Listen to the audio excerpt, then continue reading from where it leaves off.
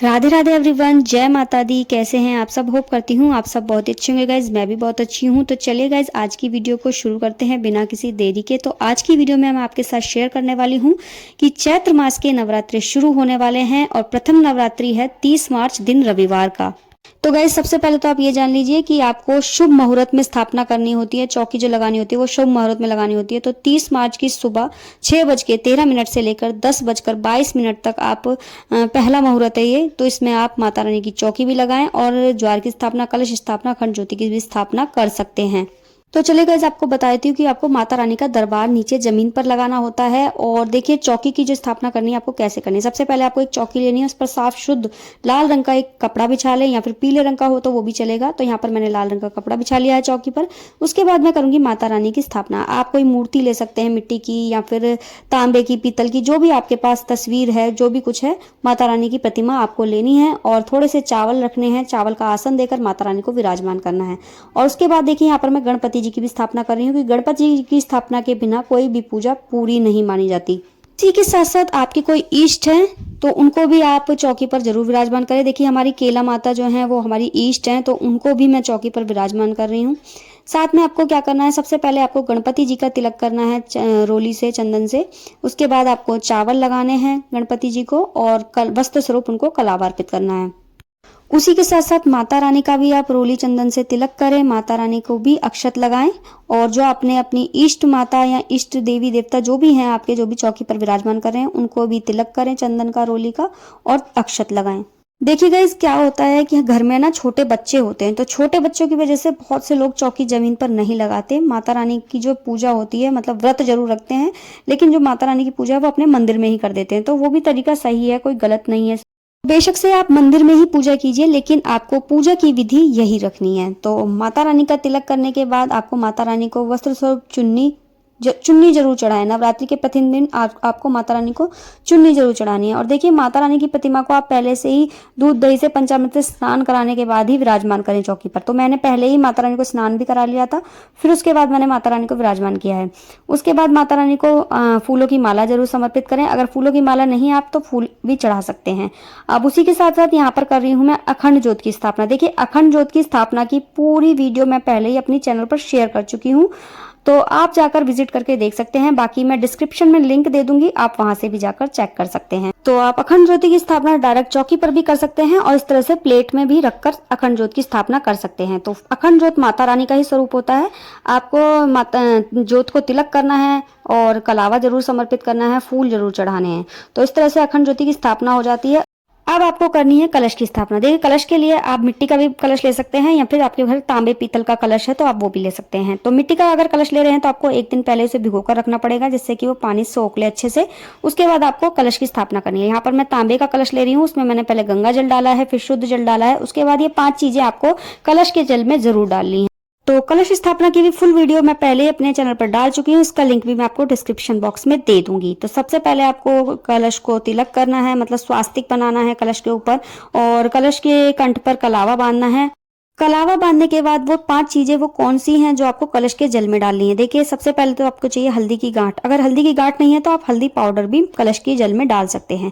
उसी के साथ सुपारी चाहिए, इलायची चाहिए, लौंग का जोड़ा चाहिए, फूल वाली लौंग होनी चाहिए, और एक सिक्का चाहिए। सिक्का आप चांदी का भी ले सकते हैं या फिर आप नॉर्मल सिक्का भी ले सकते हैं। वो कलश के अंदर जरूर डालिए। जब भी आप नवरात्रि में कलश स्थापना कर रहे हैं, ये चीजें आपको जरूर डालनी होती हैं।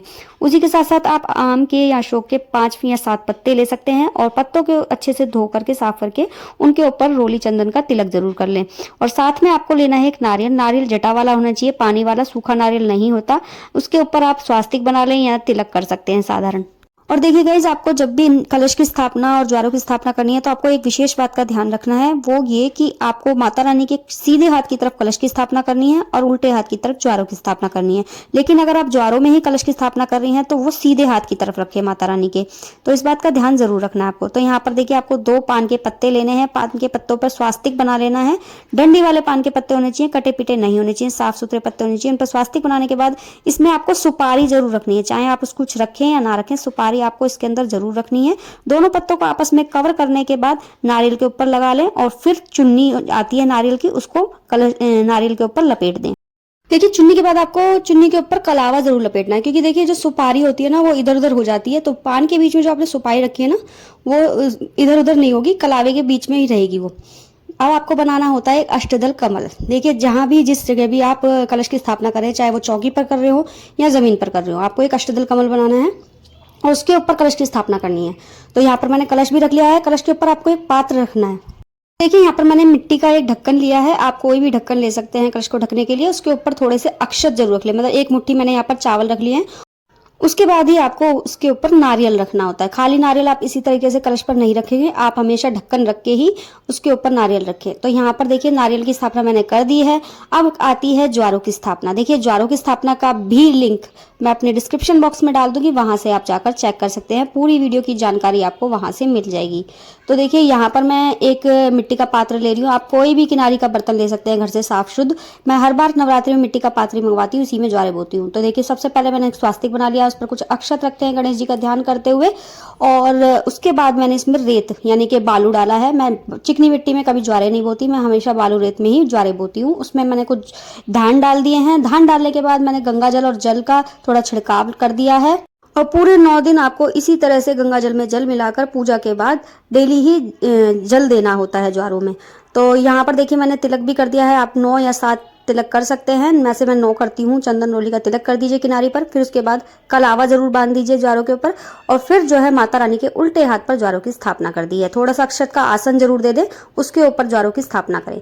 तो यहाँ पर ज्वारों की स्थापना, कलश की स्थापना और अखंड ज्योति की भी स्थापना मैंने कर दी है। अब बारी आती है अखंड ज्योति को प्रज्वलित करने की। तो देखिए अखंड ज्योति कभी भी डायरेक्ट माचिस की तिल्ली से ना जलाएं, हमेशा एक कलावा ले लें, घी में डुबोकर उस कलावे से ही ज्योति प्रज्वलित करें।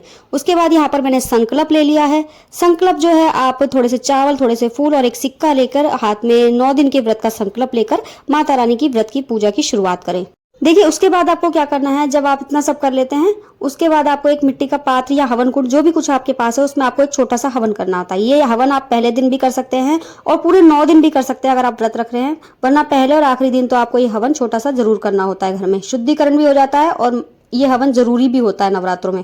तो आप डेली जो है अज्ञारी भी कर सकते हैं। तो गाय का गोबर का उपला लेना है, उसको जलाने के बाद उस पर कपूर वगैरह रखें और माता रानी को जो है लौंग के जोड़े का और बताशे का भोग समर्पित करें उसी अज्ञारी पर। अगर आपने पूरे 9 दिन व्रत किए हैं तो आपको ये अज्ञारी पर हवन छोटा सा जरूर करना है। आपको माता रानी को डेली बताशे का और लौंग के जोड़े का भोग जरूर लगाना है। कि वैसे तो माता रानी के 9 दिन के अलग अलग भोग होते हैं, लेकिन आपको पहले दिन जो है पान के पत्ते पर बताशा, सुपारी और इलायची रखकर माता रानी को भोग जरूर समर्पित करें। तो इसका भोग भी आपको अज्ञारी पर ही लगाना होता है। तो और लास्ट में करनी है आपको माता रानी की आरती। आरती करने के बाद घर में धूप दीप दिखाएं, ज्वारों को धूप दीप दिखाएं, खुद भी धूप दीप ले, बच्चों को भी दे। और देखिए आप श्रृंगार का सामान जो है माता रानी को पहले दिन भी समर्पित कर सकते हैं, पहले दिन भी चढ़ा सकते हैं, या फिर जिस दिन आपके यहाँ कन्या जयंती हो उससे एक दिन पहले भी माता रानी को श्रृंगार का सामान चढ़ा सकते हैं। तो सुहागन महिलाओं को नवरात्रि में माता रानी को श्रृंगार जरूर भेंट करना चाहिए। तो गाइस ये छोटी सी वीडियो की जानकारी आपको कैसी लगी मुझे कमेंट करके जरूर बताएं, और चैनल को भी जाकर जल्दी से जल्दी सब्सक्राइब कर लें, क्योंकि आने वाली वीडियो आपको बहुत सारी यूजफुल जानकारी देने वाली है। तो मिलती हूँ आपसे नेक्स्ट वीडियो में किसी अच्छी सी जानकारी के साथ। तब तक के लिए राधे राधे, जय माता दी।